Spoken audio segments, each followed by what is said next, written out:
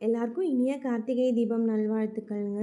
நேத்தே வந்து பார்த்தீங்கன்னா, சாமி ரூமு, சாமி ஃபோட்டோலாம் க்ளீன் பண்ணி வச்சுட்டேன். நேத்து பிரேக்ஃபாஸ்ட் வந்து பார்த்தீங்கன்னா, மார்னிங் பொங்கல் அண்ட் தேங்காய் சட்னி தான் பண்ணியிருந்தேன். மழை வேற பெய்தா பால்கனிலாம் க்ளீன் பண்ணணும்னு நெனச்சிட்டு இருந்தேன். பட் பண்ண முடியல. சரி பூஜை சாமான்லாம் தொலைக்கி வச்சிடலான்ட்டு தொலைக்கி வச்சுட்டுருந்தேன்.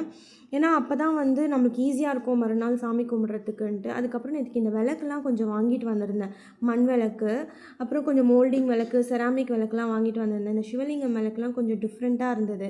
அதுக்கப்புறம் இந்த விளக்கு வந்து பார்த்திங்கன்னா, வாசல்ல வைக்கிறதுக்காக வாங்கிட்டு வந்தேன். பிள்ளையார் இருந்தாரு, லக்ஷ்மி இருந்தாங்க.